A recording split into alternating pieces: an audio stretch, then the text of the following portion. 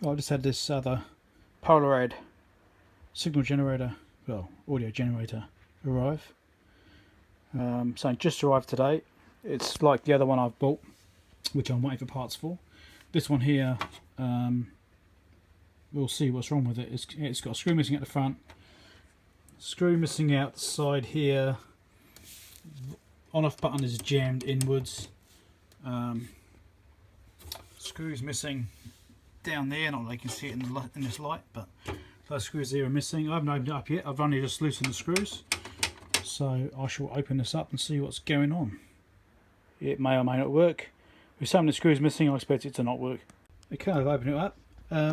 It's actually in better condition, well, cleaner inside at least than the first unit.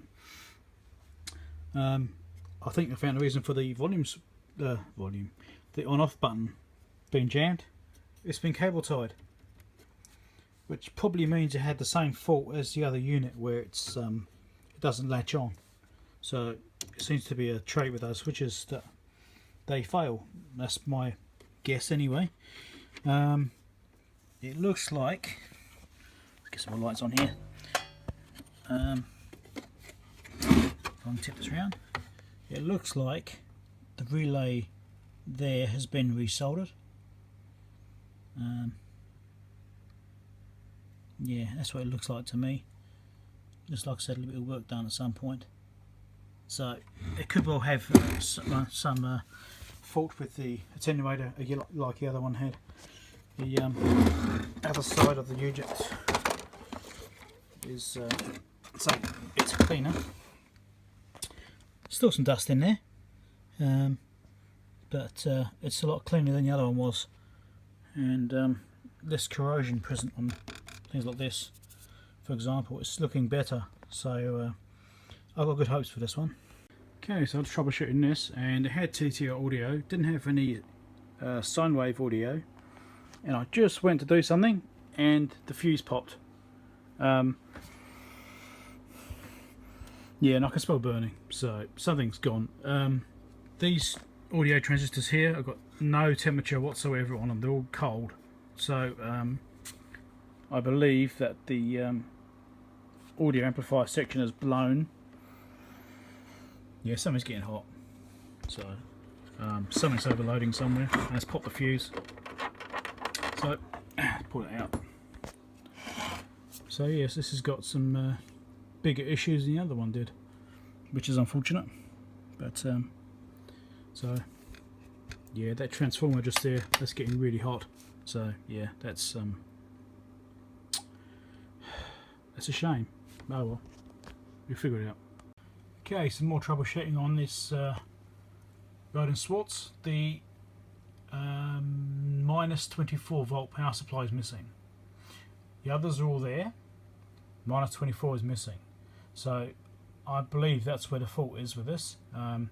It has actually come back to life again. It did stop and then it's recovered. So it's obviously tricked one of its protection circuits, because I know it does have thermal overload and stuff in it. So it's obviously, that still works at least. The transformer is very hot, so yeah. So that's the minus 24 volt supply there. It comes to that voltage regulator.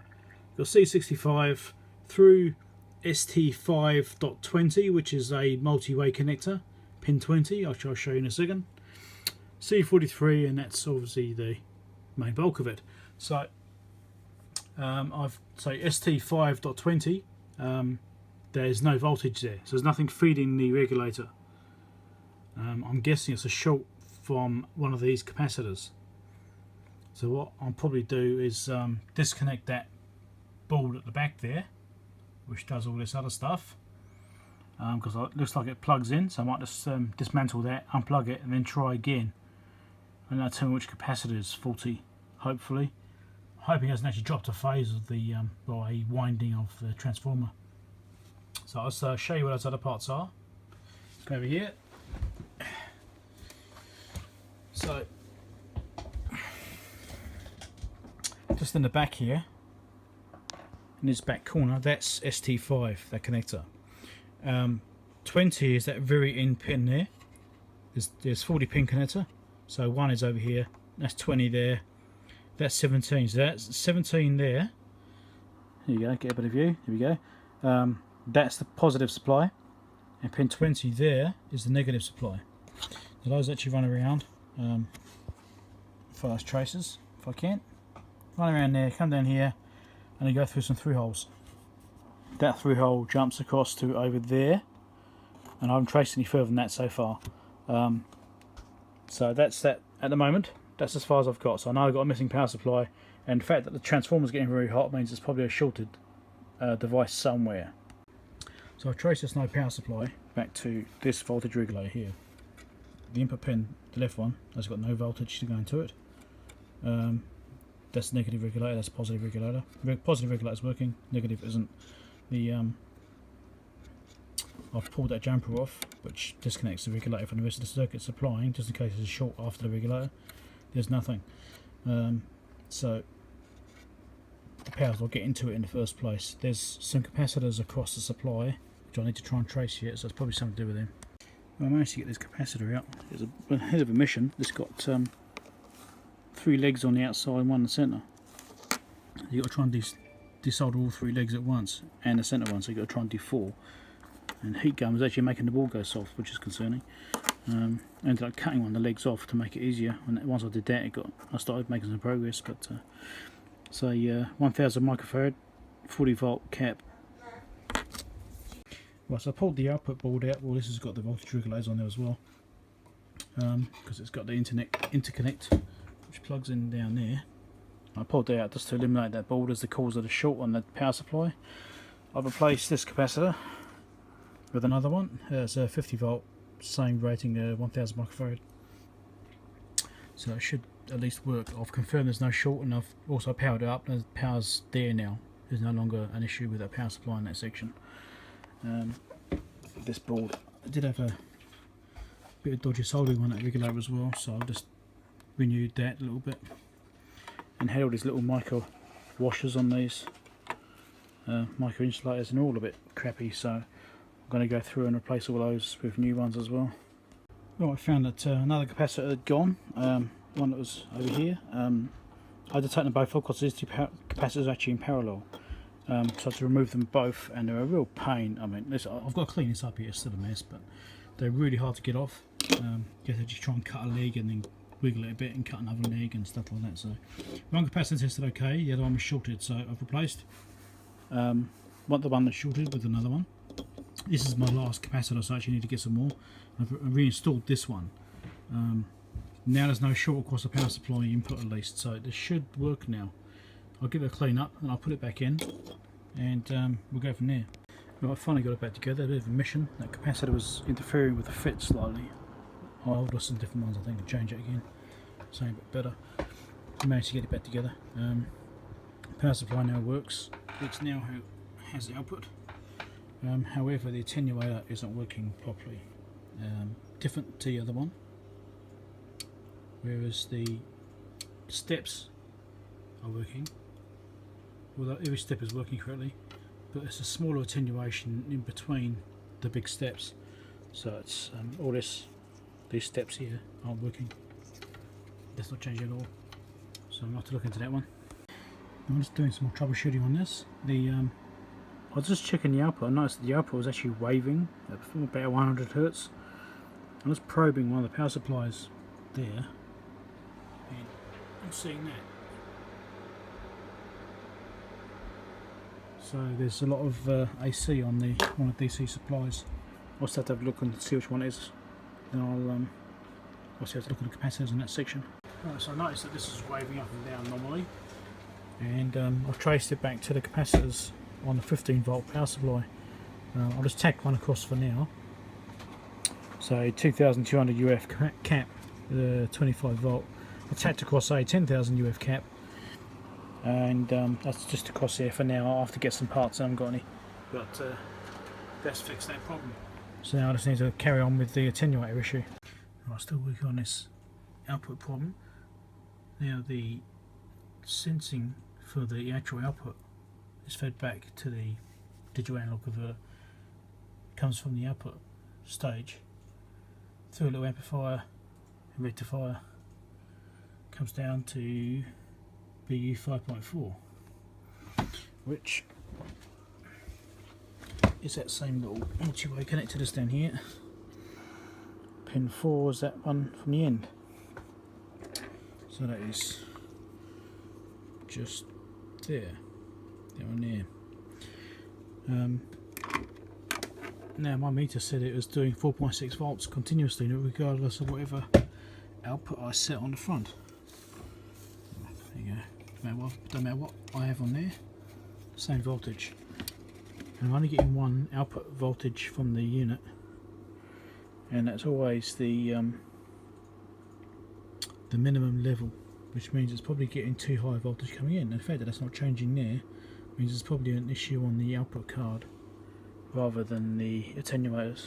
Alright, so out of the testing so far, that resistor's okay, that capacitor's okay, that capacitor's okay. I had to take that one out to test it. That resistor's okay, so is that one, that capacitor's okay, that one I couldn't find, it's not even on the board, it must be a different revision. That one's okay, that's okay. That one was different, it's actually got a different capacitor in there. This is marked as 0.68 UF. It's actually got a 0.15 UF installed. So that's a bit strange. Where are we? Let's find it. There we go. Just there. We get the focus. See, 0.15. So that's a bit odd. I'm not quite sure why there's a difference there. The one that is installed measures okay. So yeah, it's either never worked or it's always been okay. So yeah, that's a little bit odd. So that C55, I couldn't find that resistor, that capacitor.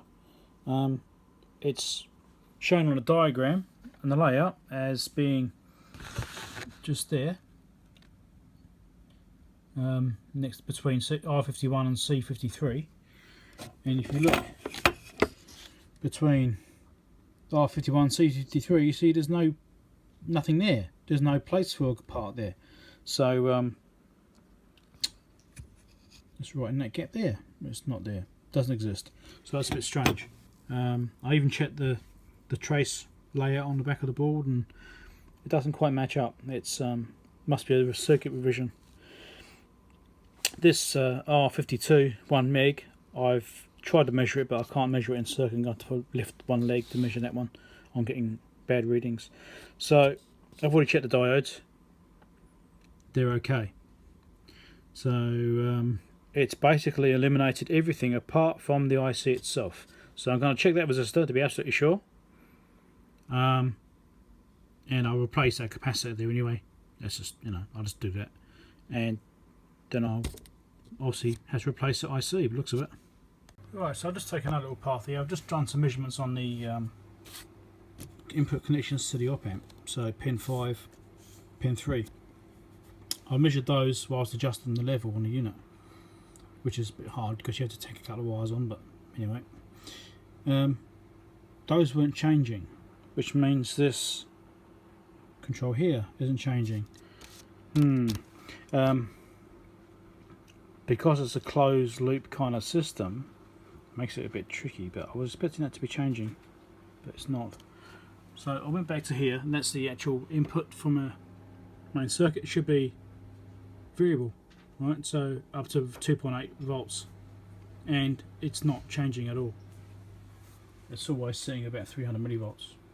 Right, so trying to take a different approach. I've installed a jumper onto here. I've cut the track on the board here for the input for the output board.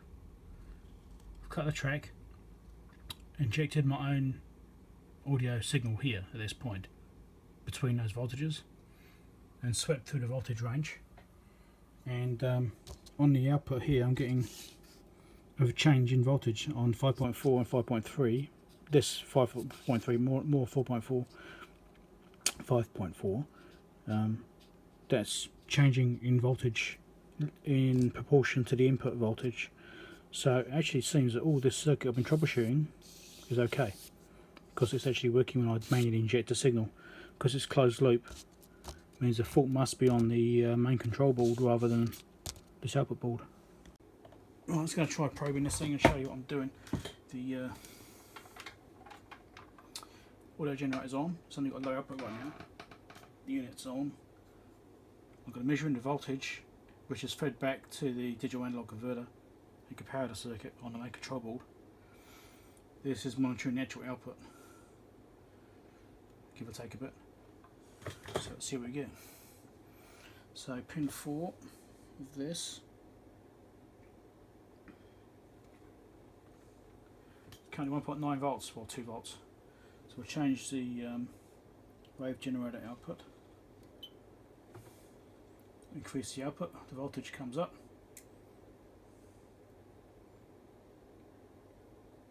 I'm up to about 1 volt, 1.1 volts input, 5.6 out. There you go, so 2.8 is the maximum that was stated on the diagram, so 2.8 volt there is doing 14.2 at this point, so that's actually varying quite nicely. The should be a see some output there, I'm not quite sure what I'm seeing.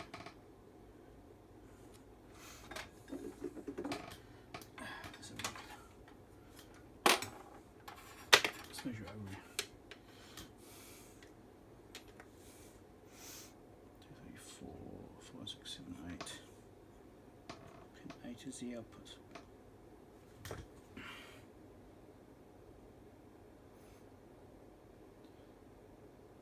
So that's the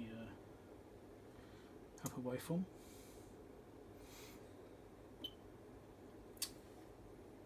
And I adjust the input, the upper waveform is going up in line with it. So it's 2.8 volts, which is generating a bit more than that. So that is actually working to that point. So yes, it does appear to be controllable. So I thought I'd have a closer look at this cable connector, and as I moved it around, the one of the wires came out. I don't know whether you can see that there. It's probably not focusing properly. There we go. The lighting's not great, I'm afraid. You can probably just see the wires there, just come out the plug. I wonder if the fact that wire's loose is part of the problem or not. I can't quite get to see it, but there it is there. It's on the tweezers. So yeah, the wire is out. And that happened just by me moving the plug around. So that may be related to the problem. What I was actually trying to check is whether the plug was right around or not, whether it's been turned around by someone and plugged in backwards. So yeah, I don't know yet. Interesting. Alright, so I pulled that plug apart. There's the actual connector there. I pulled the pins out of it, and what I've done is I've actually just soldered that wire onto that pin. It wasn't crimped on properly, so yeah, I've just soldered it on. I'll push them back into the connector again and reassemble it and see what happens. So still on this Rohde Schwarz, the electronic attenuator fault. The stepping one obviously works, but the electronic one, which does a lot, the 0.1 dB and 1 dB steps, just isn't working right. Luckily, I'd actually bought 2 units. I bought this one, and I bought another one, which is sitting on the other side of the room right now. That's the unit out of the other one, and this is this one. I've done a substitution of both the output board, which is this one here, and this unit here.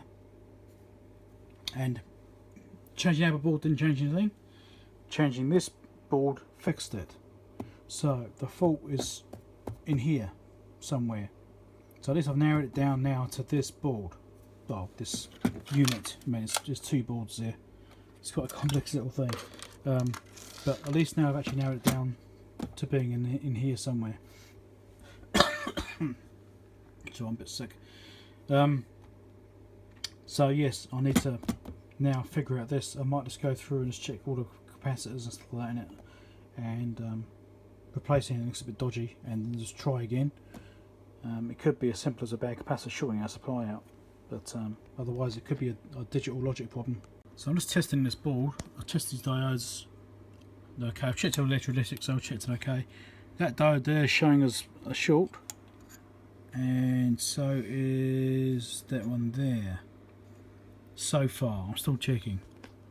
There may be nothing, might just be something to do with the circuitry around them, but at the moment they look dodgy. Right, I think I've narrowed this down a bit now, down to a certain section of this board. This is the bottom board of this one, which folds out. And excuse me, I'm a little bit sick of them. This is BU5. Okay, so this is actually a voltage output. Show the diagram here. Hopefully you can actually get to see it. BU5 is just here. This is a switch. This is the amplifiers over here, which feed through, depending on what it's doing. Digital control here. Feeds through. This is through a switch, so to determine which amplifier system it's using, whether it's using a signal below or above 20 kilohertz. So it comes through this switch, passes through BU5, up through this transistor level control, out through here, through the MP6, which is another test point, and out to control the levels. BU5 right here is what I'm testing right now, and it's actually changing, which means the digital to analog converter is actually working. So I've just got a probe stuck in there right now, so hopefully you can see the voltage up here. So it's sitting at 10.6. As I reduce the level, the voltage is dropping, as it should be. That's actually changing in line. So it's actually trying to attenuate by the amount I'm adjusting by on the front. So I keep going down till it trips the next attenuator, the step attenuator. There we go. So that's the very bottom range there before the step attenuator kicks in. It's 3.447 volts. And then the step attenuator kicks in, next one down, it goes back up to the top, 10.63. So it should be able to do the same thing each time. It should be close to the same voltages.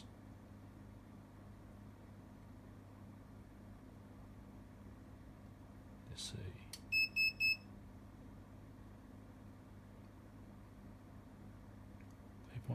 10.63 and 3.42. So it's very slightly different, but it's because it's using a decibel range, so it might just be it's a not a nice round number for it or something.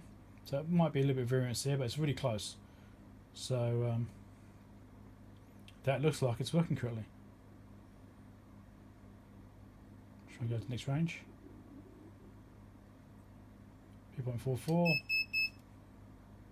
10.63. There we go. So that is actually working correctly. However, MP6, which is over here, which is the next test point,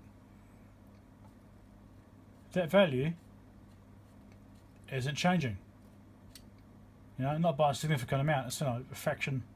You know, what's that? A fraction of a volt. Is at 0.3 at most, and it's basically static. So that test point there isn't in line with what the BU5 test point is doing. So that makes me think that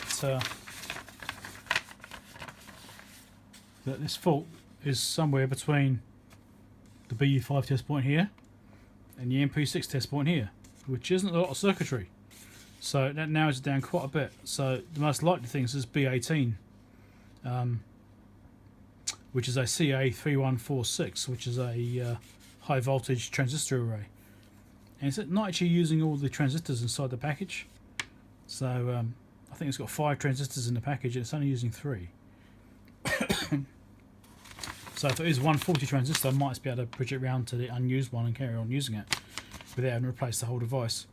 But I've got to check the associated circuitry yet, so next thing I need to do is do voltage measurements and see what I'm actually getting here. Unfortunately, on this diagram, it's all rather unreadable. You know, I don't really can see that there, but it's very faded off and it's very little detail there for what I'm supposed to be reading. So I'm just going to have to sort of look around the area and try and determine what's going on. It might be that that input there is not varying or is not correct, so it's not actually passing through. Or it could be that there's a fault on this end here, which is dragging it. It looks like it should be 11.8 volts there, and that's nowhere near what I'm getting. So this is what goes through to control the attenuator.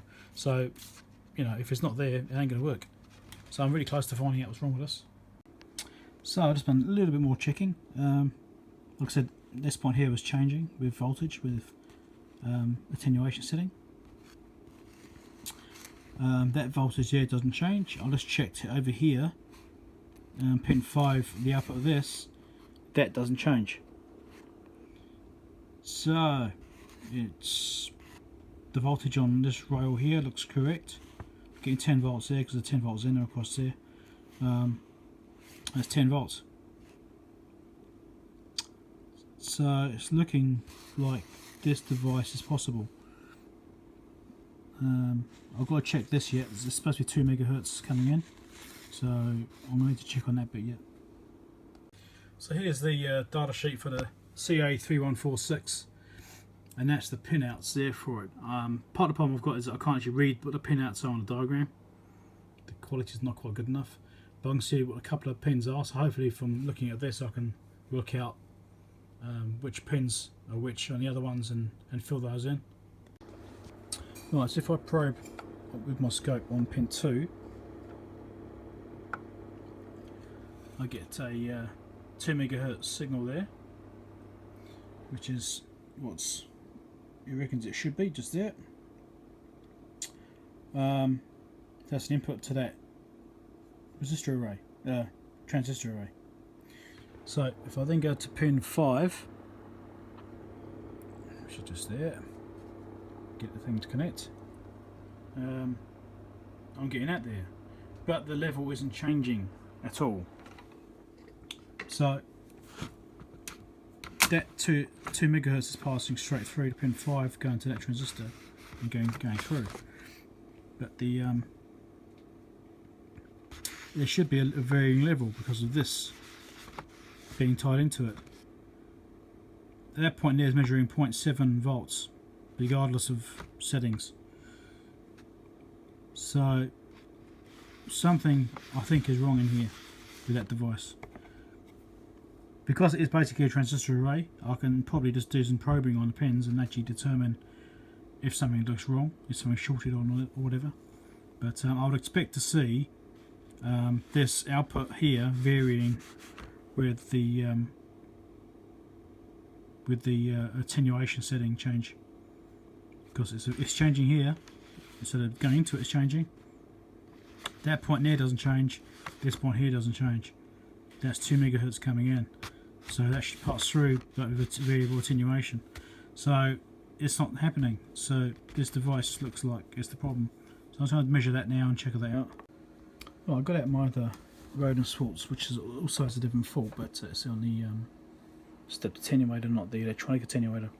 I did some probing around on that one to see what that one's got, because that one works properly. And these are what I measured. So that measured the same as this one. So this one's okay for that point. 2 megahertz, 4.4 volt peak to peak. Yep, that measured okay. Between 2 volts and 2.0, well, minus 2 volts and minus 2.8 volts, depending on the attenuator setting. Yep, that's the same as well. Everything else is different. I noticed this MP6 on the good unit. It's a stable voltage, it doesn't drift at all, it just sits there nice and stable. On this one it's jumping up and down all over the place. And based on the readings I've got, it needs to be about 11.18 to 11.19 volts in order to control the attenuation. So it's a really fine control, and this is jumping everywhere, way more than that. Also the voltages here on pin 5 measured 11.6 volts DC, 5.9 volt peak to peak, 2 megahertz. What I'm actually getting is much less than that. I'm getting about 1.1 volts peak to peak. Also here at the pin 3, pin 11 junction there, that should be 1.6 volt peak to peak at 2 megahertz. I'm not getting anything near that. I'm getting a fraction of that, maybe 100 millivolts. And the DC is 0.016 to about 0.017, I think I had, depending on attenuator setting. and that's way off, and this unit has got about 0.7 volts, so it's massively different. So the only things I can really attribute this to is this part being no good.